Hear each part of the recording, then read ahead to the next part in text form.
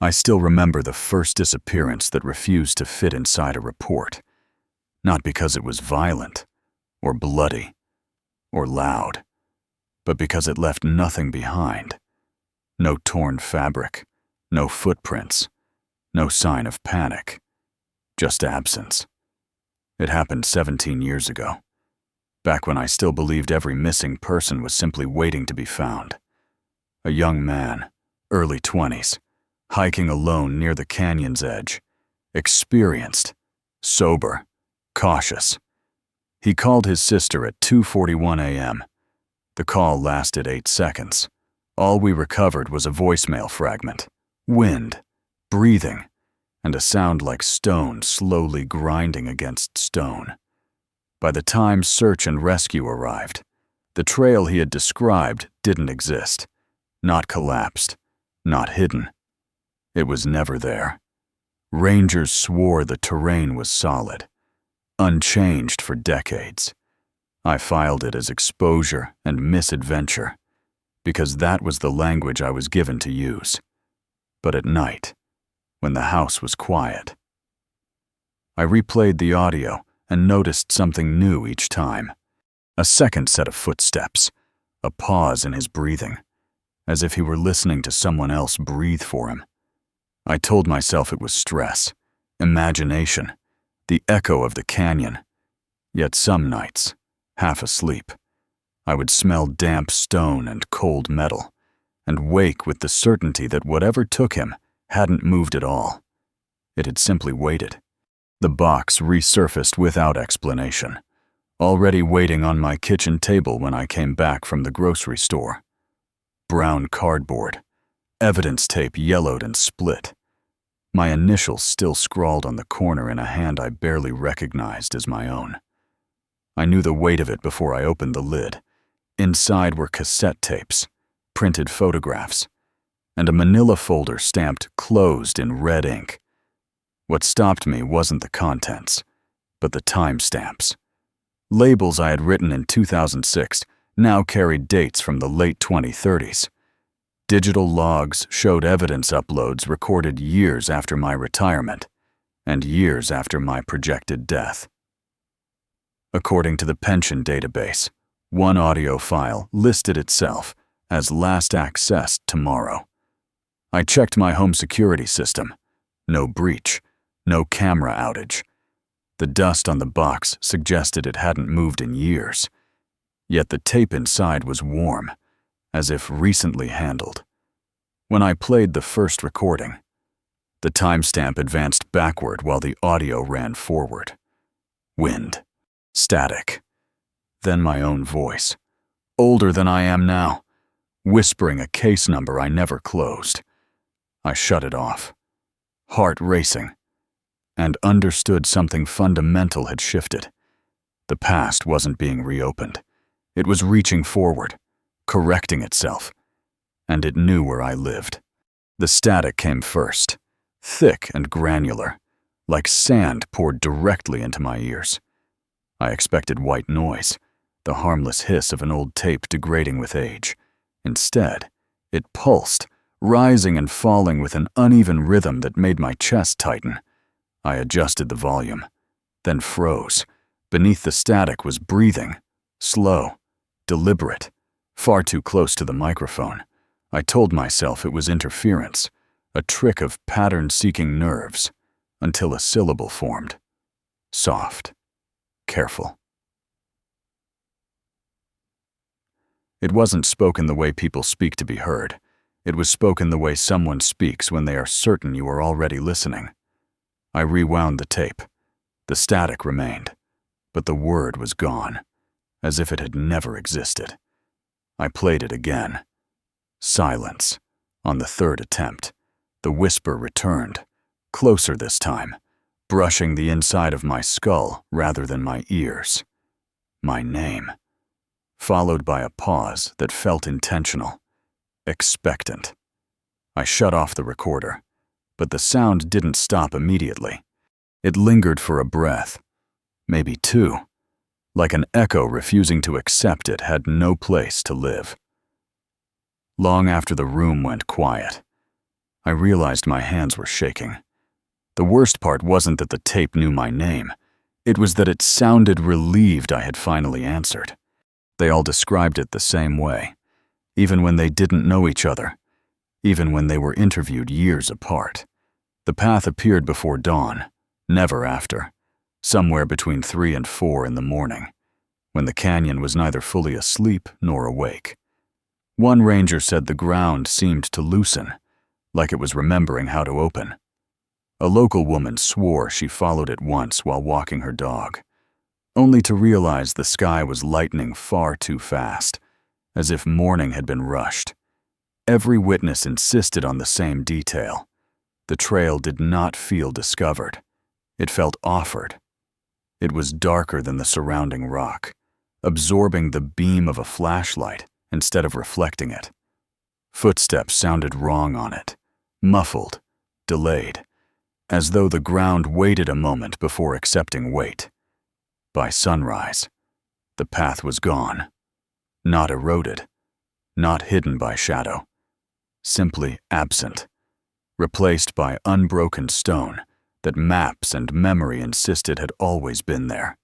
When I pressed them for explanations, they grew uneasy. Some rubbed their hands together as if cold. Others glanced behind them, checking distances that made no sense indoors. One man finally said what the rest avoided. The path felt patient, as if it knew when they would be ready to see it, and when they wouldn't. The samples were supposed to settle things. Rock doesn't lie, the geologists used to say. And for a while I believed them. The fragments were collected near where the paths had appeared, thin slivers of dark material sealed in evidence bags, tagged, cataloged, forgotten.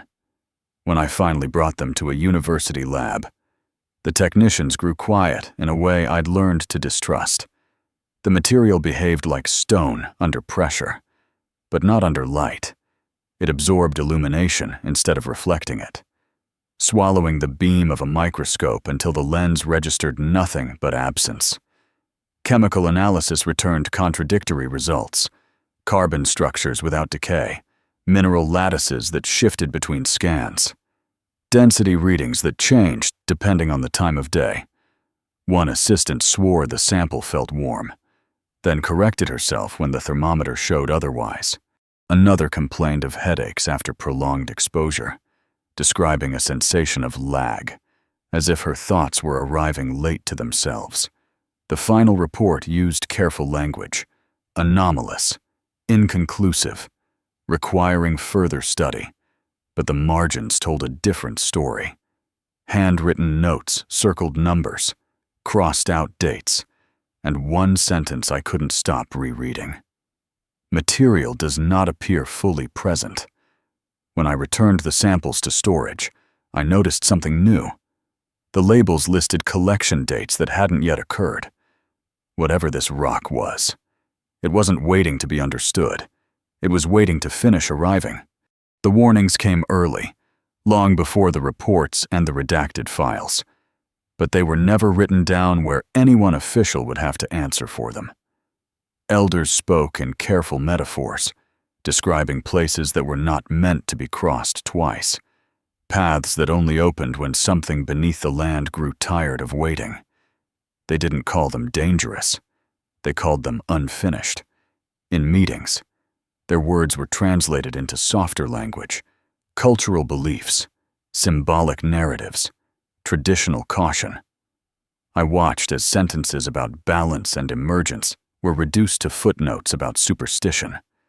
One man tried to explain that the canyon was not empty space, but a wound that never closed, a boundary holding back what had been left behind. He was thanked for his time and escorted out before he could finish. Later, a memo circulated advising staff to avoid engaging with spiritual interpretations that might complicate jurisdictional authority. The disappearances continued, but the warnings were filed under outreach, not evidence. What unsettled me most was how calmly the elders accepted this dismissal. No anger, no urgency, just resignation, as if they had seen this pattern before and knew exactly how it ended. One of them caught my eye as he left and said quietly, "When the land speaks and no one listens, it doesn't stop speaking.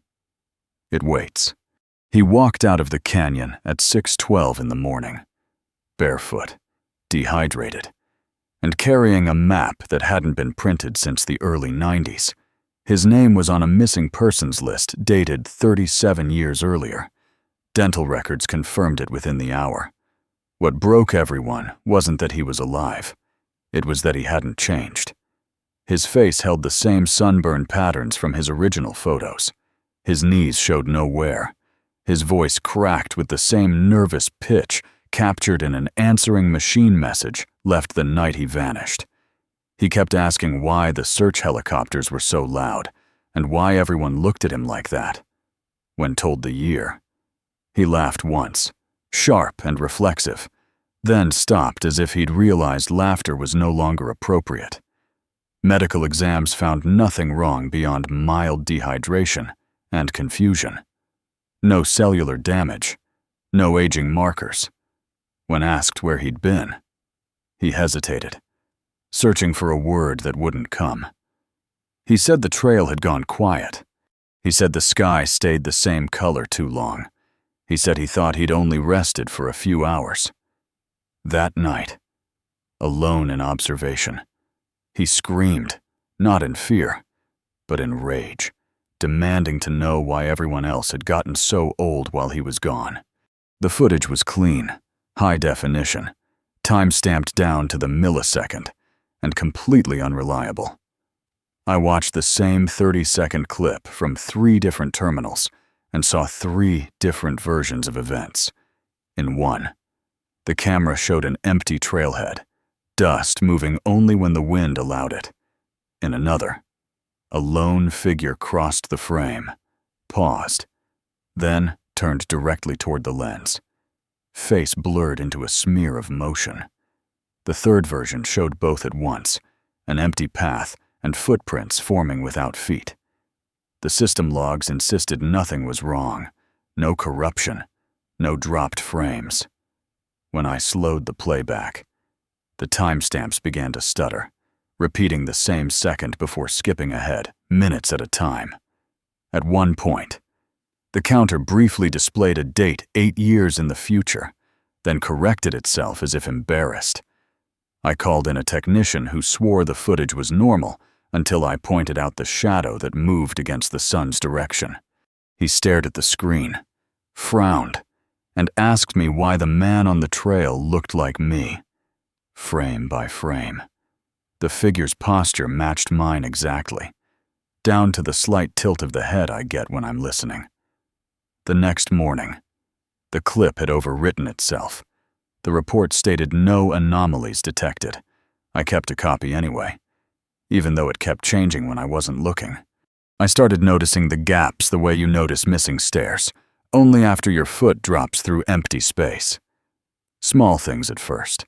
A mug already washed when I was certain I'd left it in the sink. Notes in my handwriting that I didn't remember writing. Addressed to myself, warning me not to trust the timestamps. Once. I found my car parked crooked in the driveway with the engine still warm. Though I had no memory of leaving the house, I began keeping a journal, logging every hour. But the entries betrayed me. Whole evenings summarized in a single sentence I didn't recall thinking. Other pages were filled with dense observations, diagrams of trails and times, and arrows pointing nowhere, written in a steadier hand than mine.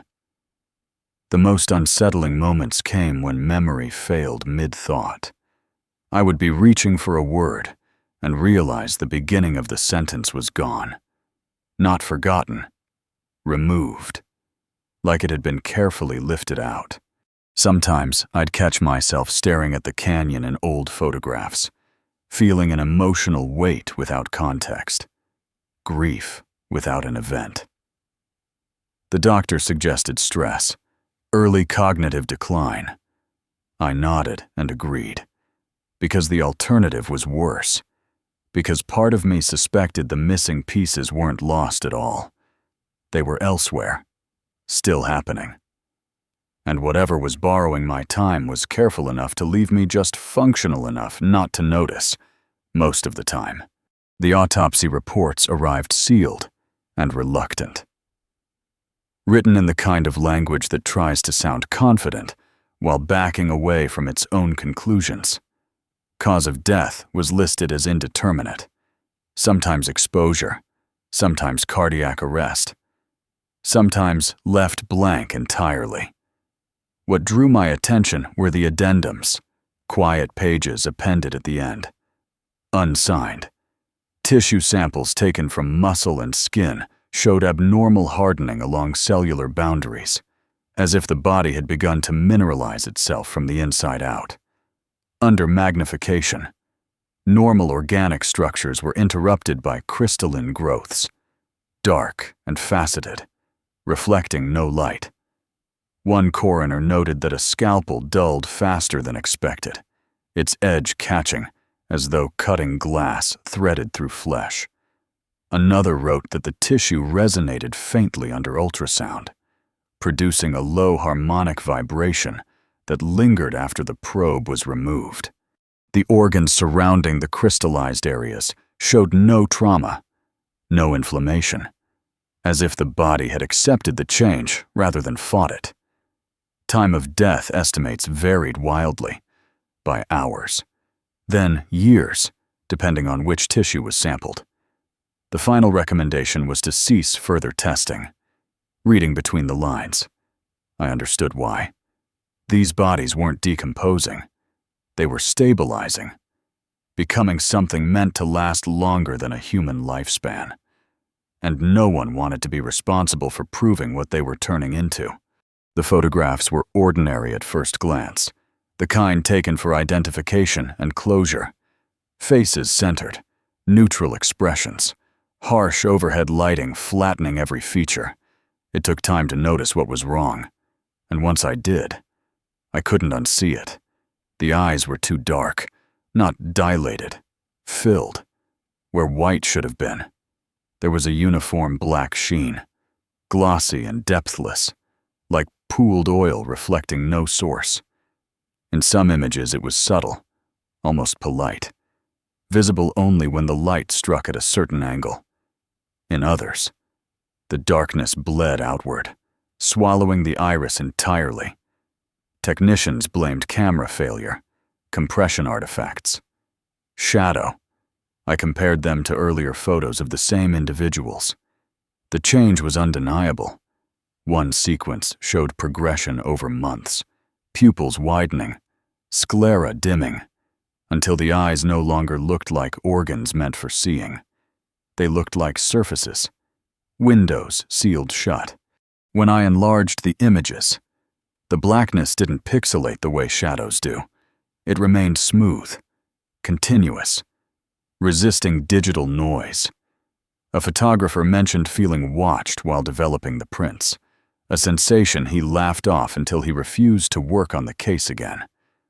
What disturbed me most was the final frame in one series. The subject's head was tilted slightly, gaze unfocused.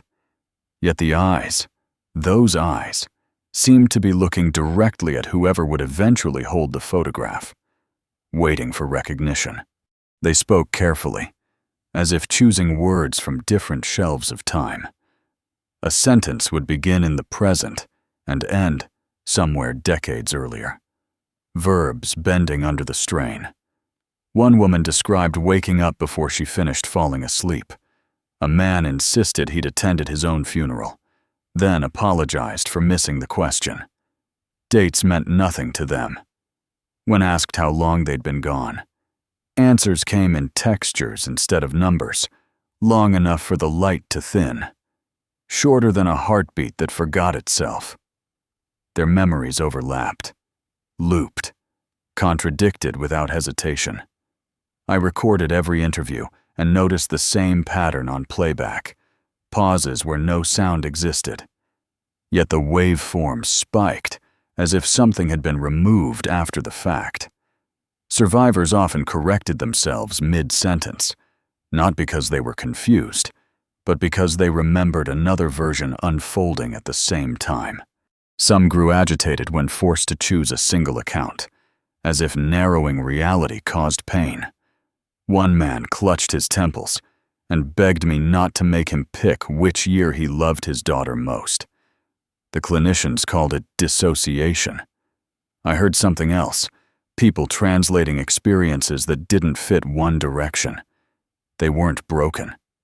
They were overloaded, carrying too many outcomes at once, and learning, slowly, painfully, how to pretend they only remembered one. The records weren't hidden so much as buried beneath indifference. Boxes stamped with obsolete agency seals, microfilm mislabeled as environmental surveys, reports filed under accidents that never quite fit. Once I knew what to look for, the pattern stretched backward with unnerving consistency. Disappearances clustered around solstices and equinoxes. Search operations abruptly halted without explanation. Witness statements quietly amended after submission. A 1919 memo warned of temporal inconsistencies near canyon thresholds, its language cautious but precise. A 1934 incident described a rescue team recovered days after vanishing, their equipment pristine, their ages unchanged. In the margins, someone had written, "Do not repeat tests." Each decade brought a new euphemism: geological instability, mass hysteria, environmental exposure, while the core facts remained untouched. What chilled me was how methodical it all was. No panic, no urgency, just containment. The goal was never to solve the problem, only to keep it from spreading into public language. Entire families were erased with a few keystrokes, their absence smoothed into statistics. Reading through it, I understood that law enforcement hadn't failed. It had complied. The canyon wasn't an unsolved mystery. It was an ongoing agreement, one renewed quietly every generation to look away, to file the impossible as closed, and to let the land finish what it had started. The phrase appeared deep in a risk assessment appendix, buried beneath charts and evacuation protocols. Containment anomaly. Not hazard, not threat. Anomaly, something abnormal, but manageable, provided it stayed where it was. The canyon was no longer described as a landscape, but as a system with failure tolerances. Maps marked invisible perimeters, where response authority changed hands without explanation. Jurisdiction dissolved into acronyms. One document outlined acceptable loss ratios, phrased in language so clinical it took me a moment to realize it meant people. Another detailed observer saturation, noting that increased tourism correlated with instability, as if attention itself were an erosive force. The recommendation wasn't closure or warning, it was maintenance. Keep trails open. Keep signage vague. Keep the narrative intact. In one chilling passage, the canyon was compared to a pressure vessel, stable until examined too closely, dangerous only when acknowledged as such. I understood then why cases like mine never reached court. You don't prosecute a phenomenon. You assign it parameters and hope it stays quiet. As I closed the file, a handwritten note slipped free and fell to the floor. "Do not attempt total containment," it read. "The anomaly predates us. We are only the current custodians." The conclusion was framed as a hypothesis, but it read like a confession. Repeated observation, the report claimed, did not merely document the anomaly, it weakened it. Every camera installed, every ranger patrol, every tourist standing at the overlook acted as a form of pressure, thinning the boundary through sustained attention. The language drifted into physics. borrowing terms like coherence and collapse, suggesting the canyon behaved less like terrain and more like an unstable equation. One chart showed a direct correlation between visitor numbers and incident frequency, spiking sharply after the introduction of live feeds and aerial surveys. The implication was clear and deeply unsettling. Watching made it worse. The canyon responded to being seen, not violently, but precisely, adjusting itself around the gaze directed at it. A footnote referenced indigenous warnings about places that should not be named too often, lest they remember you in return. The recommended solution was not ignorance, but controlled blindness, limited documentation, restricted access, plausible explanations. As I read, I felt a creeping awareness that the report wasn't meant to stop future breaches. It was meant to slow them, to ration truth, because once enough people noticed the same impossible thing at the same time. The anomaly didn't just destabilize, it answered. September 22, 2021, exists only in fragments, stitched together from voices that never agreed on sequence. Testimony conflicted not in detail, but in order. Some swore the sun rose twice. Others insisted night never fully ended. Rangers described radios flooding with overlapping calls, different units reporting the same location minutes apart, then years apart. Tourists spoke of mirrors forming in the air, reflections that lagged half a second behind their movements. A medic recalled treating a woman who aged visibly while he took her pulse, skin loosening beneath his fingers as if time had lost patience with her. Security footage from that morning shows crowds standing perfectly still along the rim, eyes unfocused, while shadows moved independently beneath them. No single account explained everything, but together they formed a pattern of convergence. The canyon did not rupture outward, it opened inward, folding observation back onto itself. People encountered versions of themselves they did not recognize. Older, younger, unfinished. Some embraced what they saw. Some fled. Official timelines list the event as lasting 4 hours. Personal accounts range from seconds to lifetimes. What remains consistent is the moment it ended. A sudden collective certainty that something fundamental had been decided without consensus, and that whatever choice was made could not be appealed, reversed, or forgotten. There was no clear moment when it happened, no rupture or sound to mark the change. Those who were there said the canyon simply stopped behaving like a place. Distances lost their meaning. The opposite rim felt no farther away than the ground beneath their feet. Every path, every ledge, every shadow became part of the same unstable boundary. The thresholds no longer appeared as isolated wounds in the land. They overlapped, connected, until the entire canyon functioned as a single, continuous crossing. People reported standing still while the horizon drifted toward them, or walking for hours only to find themselves back where they started, older or younger by imperceptible degrees. The air thickened, carrying the weight of layered moments, echoes of footsteps that hadn't been taken yet, voices rehearsing words that would never be spoken. Instruments failed uniformly, as if agreeing not to measure what was happening. Those sensitive to it described a pressure behind the eyes, a sensation of being looked through rather than at. It wasn't hostile, it was comprehensive. The canyon wasn't opening to let something out. It was aligning, bringing every fracture into focus at once, asking a question too large to be phrased, and for a brief span of time that refused to stay still. There was nowhere inside it that was not also the edge.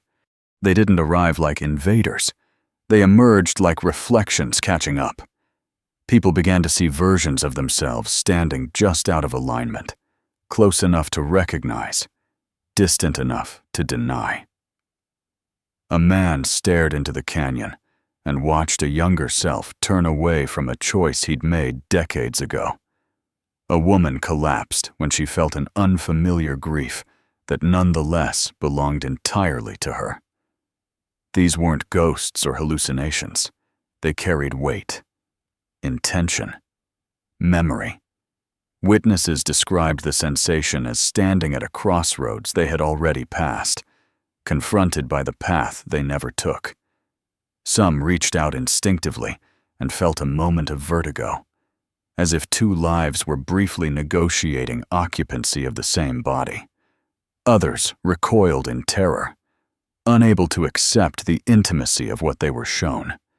Medics reported spikes in heart rate without panic, tears without sadness, joy without context. Those who merged described a sudden expansion, an unbearable clarity that softened into something like acceptance. Those who resisted fared worse, frozen by the effort of maintaining a single narrative against overwhelming contradiction. The canyon did not force reconciliation. It presented it. Humanity, accustomed to linear stories and clean causality, found itself face to face with everything it had left behind.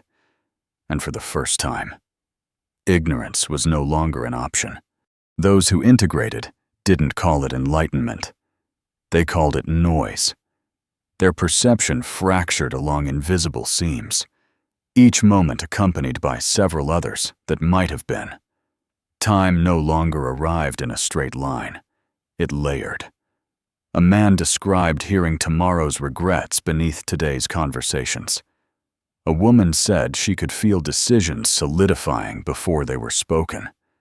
Like cooling metal, they functioned, held jobs, answered questions, but their eyes tracked things no one else noticed, lingering on empty corners as if watching events finish unfolding. Doctors documented heightened pattern recognition and dissociation, but the survivors insisted it wasn't confusion. It was excess. Too much information arriving at once, with no natural way to filter it. Sleep offered no relief. Dreams spilled into waking life, not as fantasies, but as alternate continuations. One survivor told me he could sense when a choice would narrow his future, the air around him tightening imperceptibly. Another wept quietly because she could no longer feel certainty, only probabilities, all equally vivid. They learned to lie convincingly, to pretend they perceived the world the way everyone else did. But in private, many admitted the same fear. The fracture was spreading. Each day, their perception widened just a little more, and they weren't sure how long a human mind could hold that much reality without breaking apart. Others did not fracture. They folded. These were the ones found sitting where they had been when the event ended. Eyes open, breathing shallow, bodies intact but unreachable. No signs of trauma, no chemical imbalance. They simply stopped responding, as if whatever mechanism translated experience into language had been quietly removed. Doctors tried stimuli. Light, sound, pain, but nothing reached them. Brain scans showed activity without pattern, signals looping back on themselves. Families said the same thing. It was like their loved ones had stepped away mid-sentence and never returned. Some would occasionally move their lips, forming shapes without sound, as if speaking to someone just out of range. Others reacted only to the canyon, heart rate rising when shown photographs of it, calming when the images were taken away. One nurse swore she heard a patient whisper too much before going still again. The official diagnosis was catatonia induced by mass hysteria, but the silence felt deliberate, as if they had seen something so complete, so final, that there was no reason left to participate in a single version of the world. They weren't lost. They were finished, having reached an understanding that required no further response. And whatever they carried with them into that quiet place, they took it without leaving instructions for the rest of us. I didn't realize it all at once. There was no revelation, no moment of clarity I could point to and say there. It came in misalignments. I would answer questions before they were finished. I began anticipating interruptions, flinching seconds early. Sometimes I caught myself mourning things that hadn't happened yet, a dull ache settling in my chest without cause. The first undeniable sign came when I reviewed an interview recording and heard myself pause, then respond to a question that hadn't been asked. The tape showed no edit, no glitch. I spoke anyway, calmly, accurately. After that, the world felt slightly transparent, like a double exposure that refused to settle. Choices announced themselves before I made them, each carrying a faint pressure, a narrowing. I stopped being surprised by outcomes. What terrified me wasn't the knowledge, but the familiarity. Whatever passed through the canyon had brushed against me long enough to leave residue. I hadn't merged. I hadn't collapsed. I'd slipped between, just enough to notice the seams, just enough to feel time tug when I moved against it. I understood then why I couldn't walk away from the case. The investigation wasn't pulling me back. It was following me. Because the anomaly didn't need to change me completely. It only needed to make sure I could never again pretend the world arrived one moment at a time. The explanation arrived with practiced efficiency, delivered in calm voices and clean typography. A press conference outlined the findings. An abandoned mine, previously undocumented, had released hallucinogenic gases triggered by unusual atmospheric conditions. Symptoms included disorientation, shared delusions, time distortion. The language was reassuring, almost gentle. Charts replaced testimony. Experts nodded on cue. Reporters asked safe questions. I watched it alone, noting how carefully the narrative avoided specifics. No mention of mirrors, no mention of voices, no mention of people aging in minutes. Families were encouraged to accept treatment plans, compensation packages. Silence. Within days. Search results adjusted themselves. Videos were flagged. Accounts buried beneath disclaimers. The canyon reopened with updated signage warning of toxic exposure risks. It was elegant in its simplicity, a single cause to swallow 1,000 contradictions. What unsettled me wasn't that the explanation was false, it was that it worked. People wanted it to be true badly enough to feel relief. I felt it too, briefly, like a hand on my shoulder urging me to rest. Then I noticed the footnote most missed. Continued monitoring recommended during equinox periods. Even the lie acknowledged the pattern. As the broadcast ended, I realized the explanation wasn't meant to erase the truth. It was meant to give everyone permission to stop looking, and to make anyone who kept watching appear unwell. The destruction happened quietly, disguised as routine maintenance and data hygiene. Servers went offline for upgrades and came back lighter. Archive rooms were consolidated, their contents reduced to ash and shredded plastic under the supervision of people who never gave their names. I watched it through forms and signatures, the slow erasure of weight. Photographs failed to load, replaced by checksum errors. Audio files returned only silence. Their waveforms flattened into compliance. Paper reports were pulped. Their margins, where doubts had lived, turned into gray slurry. When I protested, I was reminded that the cases were closed, the explanation sufficient, the risk ongoing only if mishandled. Mishandled meant remembered. A technician I trusted slipped me a look as a hard drive was fed into a grinder, the whine rising like a held breath. "It's safer this way," he said, not meeting my eyes. Safer for whom went unanswered. Later, I found gaps where evidence had been, not holes, but smooth surfaces, as if nothing had ever rested there. That was the most convincing part. Destruction leaves scars. This left certainty. Whatever survived did so by hiding in people, in habits, in hesitations, in the way some of us still checked the time between 3 and 4 in the morning, feeling for something that had learned how to live without proof. The witnesses didn't argue when the orders came. They were thanked, commended, and moved, transferred to distant offices, desk assignments, training roles that required no field work. Rangers who had spoken too clearly found themselves reassigned to maintenance yards or early retirement packages that arrived already signed. Others simply stopped answering their phones. A medic I interviewed twice vanished between shifts.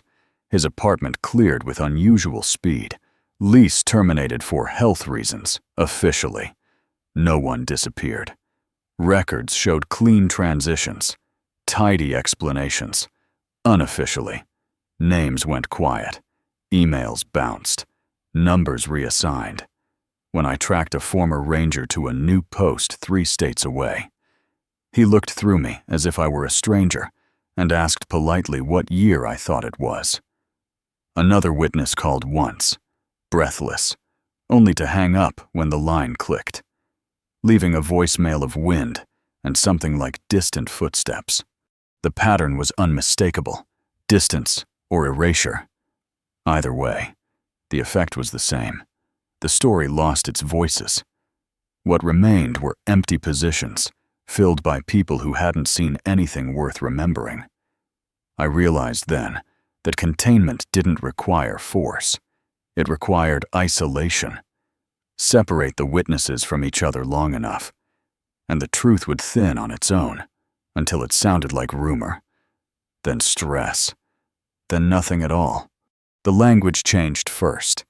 In newer reports, the word containment appeared less often, replaced by terms like interface and reflective zone.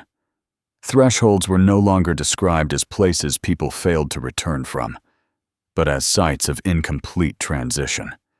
Survivors spoke of them with something like cautionary respect, insisting the crossings did not trap so much as reveal. What held people wasn't force, it was recognition. Those who vanished hadn't been taken, they had lingered, unable to look away from what the threshold showed them. I revisited old cases with this in mind and saw the pattern clearly. The hikers, the rangers, the tourists, they didn't struggle. There were no signs of flight. Many had stopped voluntarily. Packs set down neatly, boots aligned. The thresholds weren't cages. They were mirrors placed at an angle reality rarely allows. Step into one, and you weren't confined. You were confronted. Leave quickly, and you carried only confusion. Stay too long, and you began to negotiate with versions of yourself that had never learned how to let go. The land hadn't changed. Our understanding had. The danger was no longer being trapped forever. It was being offered an answer you couldn't live with, and realizing too late that walking away meant pretending you'd never asked the question at all. They didn't show monsters or futures drenched in spectacle. What the thresholds reflected was quieter, more intimate. A man would see himself standing a few steps to the left, shoulders less tense, eyes softer, shaped by a choice he remembered almost making. A woman described watching another version of herself turn back at a moment she had forced herself to endure, and feeling a grief so precise it hurt to breathe. These reflections didn't speak at first. They simply existed, occupying the same space with a slight delay. like thoughts arriving a heartbeat too late. The longer people watched, the more detail emerged, scars gained or avoided, habits formed or broken, lives narrowed or widened by a single decision. It wasn't prophecy. It was accounting. Every path not taken remained present, coherent, waiting. Some reflections smiled with recognition. Others looked exhausted, resentful, relieved. The effect was unbearable because it stripped away the comfort of inevitability. You were not who you were because it was right. You were who you were because you stayed. Witnesses said the hardest part wasn't seeing what they could have been. It was realizing those versions were still real somewhere, continuing without them, and that the boundary between lives was thinner than anyone had ever been taught to believe.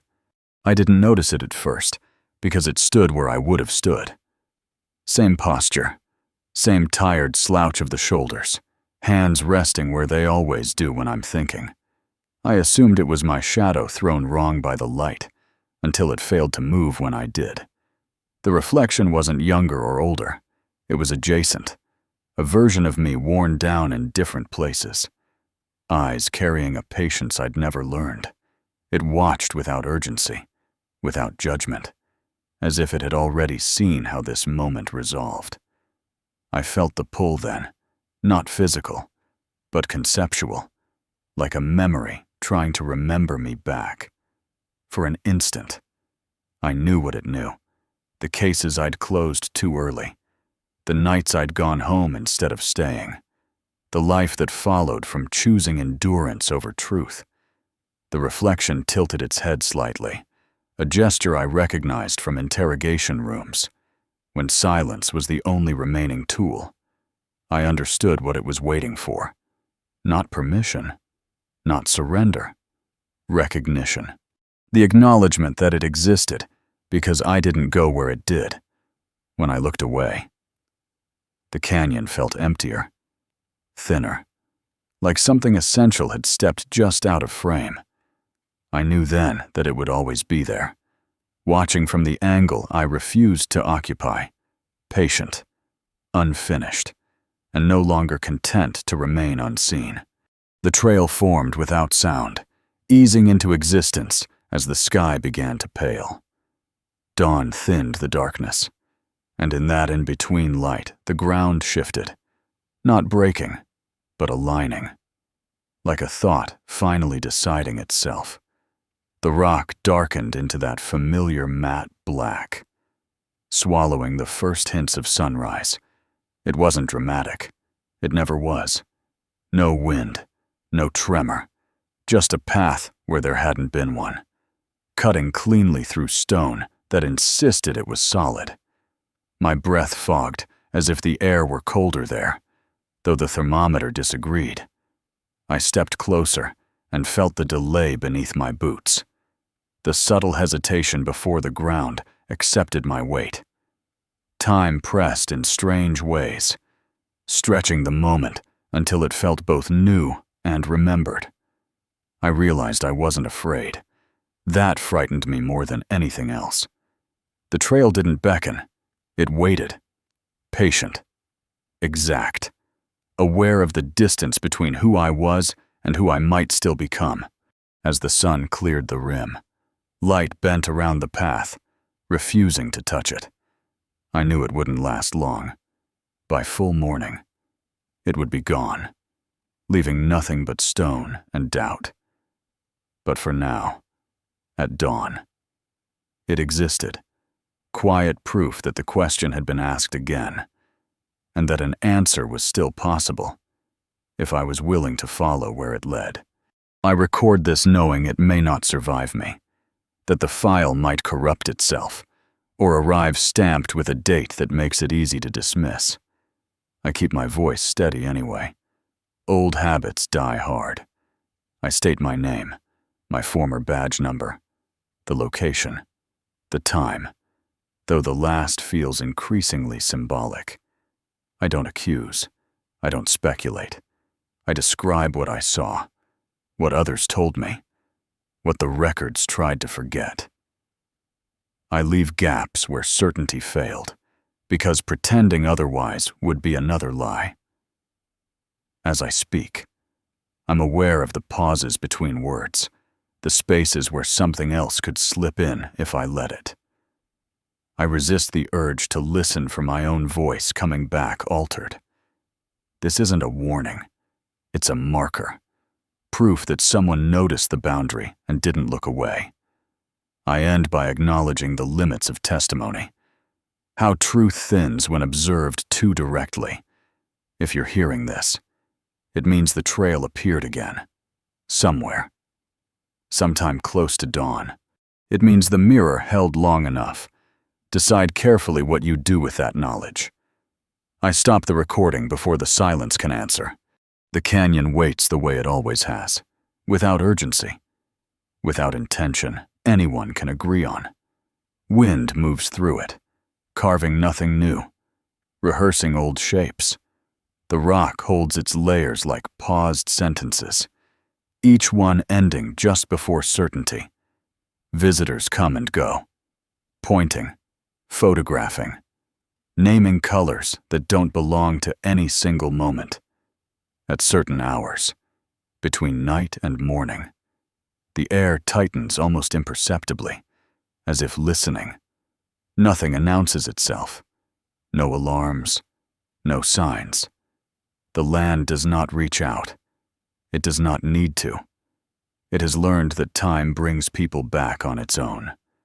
Those who know what to look for feel it then.